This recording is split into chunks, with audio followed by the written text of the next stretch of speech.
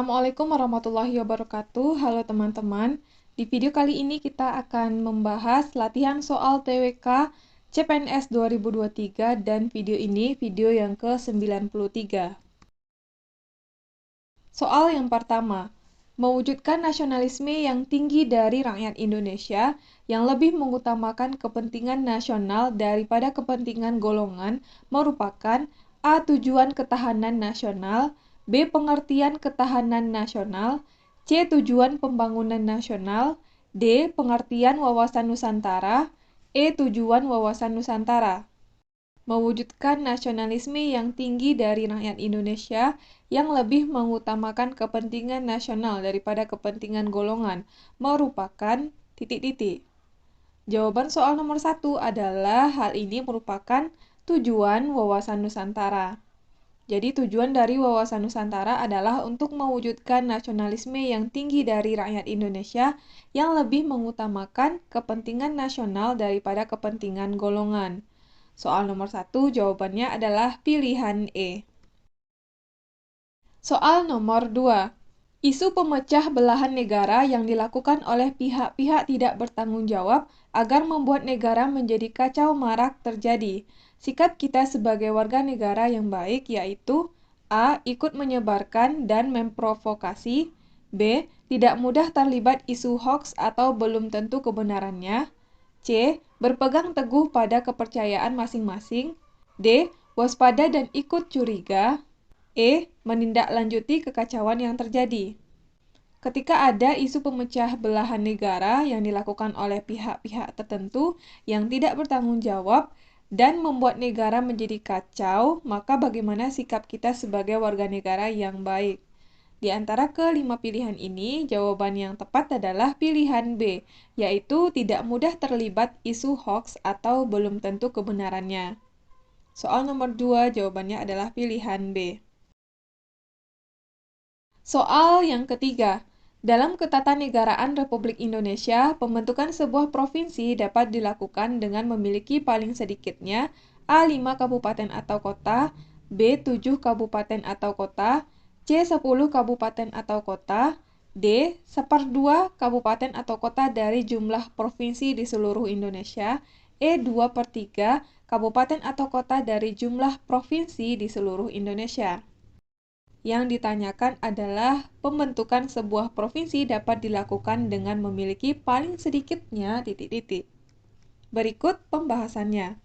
Peraturan Pemerintah Republik Indonesia Nomor 78 Tahun 2007 tentang tata cara pembentukan, penghapusan, dan penggabungan daerah Pasal 8 bunyinya adalah cakupan wilayah sebagaimana dimaksud dalam Pasal 7 untuk A. Pembentukan provinsi paling sedikit 5 kabupaten atau kota.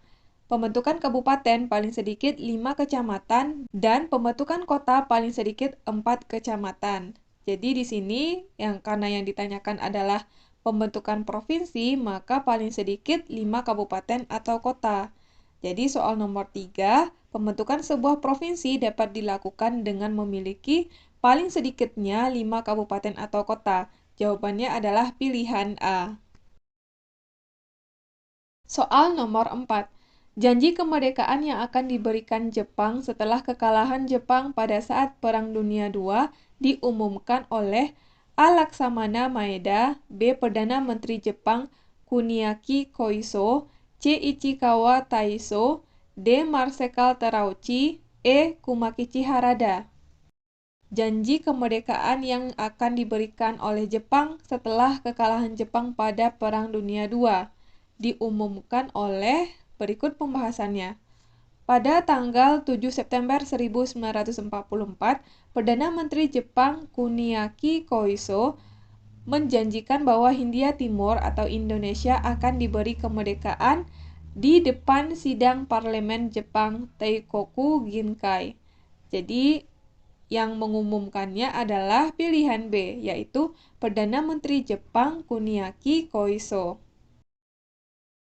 Soal nomor 5. Lagu kebangsaan Indonesia, Indonesia Raya, yang diciptakan oleh W.R. Supratman termuat dalam Undang-Undang Dasar 1945 Pasal A35, B35A, C36, D36A, E36B. Lagu kebangsaan Indonesia Raya. Berikut isi dari masing-masing pasal. Pasal 35 bunyinya adalah bendera negara Indonesia ialah sang merah putih. Sedangkan pasal 35A tidak ada. Pasal 36 bunyinya bahasa negara ialah bahasa Indonesia. Pasal 36A, lambang negara ialah Garuda Pancasila dengan semboyan Bhinneka Tunggal Ika. Dan pasal 36B bunyinya adalah lagu kebangsaan ialah Indonesia Raya. Jadi, karena yang ditanyakan pada soal nomor 5 adalah lagu kebangsaan Indonesia, yaitu Indonesia Raya, maka jawabannya adalah pilihan E, terdapat dalam pasal 36B. Soal nomor 6. Keputusan Majelis Permusyawaratan Rakyat atas usul pemberhentian Presiden dan atau Wakil Presiden harus diambil dalam rapat paripurna Majelis Permusyawaratan Rakyat yang dihadiri oleh sekurang-kurangnya titik-titik dari jumlah anggota. A 1/4, B 2/4, C 3/4, D 1/2, E 2/3. Keputusan Majelis Permusyawaratan Rakyat atas usul pemberhentian Presiden dan atau Wakil Presiden harus diambil dalam rapat paripurna Majelis Permusyawaratan Rakyat yang dihadiri oleh sekurang-kurangnya titik-titik dari jumlah anggota. Berikut pembahasan soal nomor 6. Soal nomor 6 terkait dengan pasal 7B ayat 7 Undang-Undang Dasar 1945 yang bunyinya adalah keputusan Majelis Permusyawaratan Rakyat atas usul pemberhentian Presiden dan atau Wakil Presiden harus diambil dalam rapat paripurna Majelis Permusyawaratan Rakyat yang dihadiri oleh sekurang-kurangnya 3/4 dari jumlah anggota dan disetujui oleh sekurang-kurangnya 2/3 dari jumlah anggota yang hadir setelah Presiden dan atau Wakil Presiden diberi kesempatan menyampaikan penjelasan dalam rapat paripurna Majelis Permusyawaratan Rakyat. Jadi karena yang ditanyakan pada soal nomor 6, berapa jumlah anggota yang hadir, sekurang-kurangnya adalah 3/4 dari jumlah anggota. Sedangkan jika yang ditanyakan adalah yang disetujui, maka sekurang-kurangnya adalah 2/3 dari jumlah anggota yang hadir. Jadi, soal nomor 6, karena yang ditanyakan yang dihadiri oleh sekurang-kurangnya, maka jawabannya adalah pilihan C, 3/4 dari jumlah anggota yang hadir. Soal nomor 7. Salah satu tugas DPR adalah memperhatikan pertimbangan DPD atas rancangan Undang-Undang APBN dan rancangan undang-undang yang berkaitan dengan A. Pajak, Pendidikan, dan Agama, B. Pendidikan, Pajak, dan Otonomi Daerah, C. Otonomi Daerah, Agama, dan APBD, D. APBD, Pajak, dan Ekonomi Daerah, E. Pajak, APBD, dan Pendidikan. Salah satu tugas DPR adalah memperhatikan pertimbangan DPD atas RUU APBN dan RUU yang berkaitan dengan berikut pembahasannya. Terkait dengan fungsi anggaran, DPD memiliki tugas dan wewenang, yaitu memberikan persetujuan atas rancangan undang-undang tentang anggaran pendapatan dan belanja negara atau APBN yang diajukan Presiden, memperhatikan pertimbangan DPD atas rancangan undang-undang tentang APBN dan rancangan undang-undang terkait pajak, pendidikan, dan agama. Jadi jawabannya untuk soal nomor 7, jawabannya adalah terkait pajak, pendidikan, dan agama.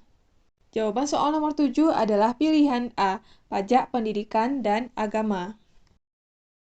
Soal nomor 8. Berdasarkan Undang-Undang Dasar 1945 Pasal 14 Ayat 1, Presiden memberikan gerasi dan rehabilitasi dengan memperhatikan pertimbangan dari A. DPR, B. MPR, C. Dewan Pertimbangan, D. Komisi Yudisial, E. Mahkamah Agung. Pasal 14 Ayat 1. Berikut bunyi Pasal 14 Ayat 1.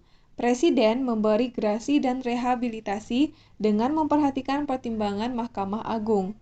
Jadi, soal nomor 8 jawabannya adalah pilihan E, Mahkamah Agung. Soal nomor 9.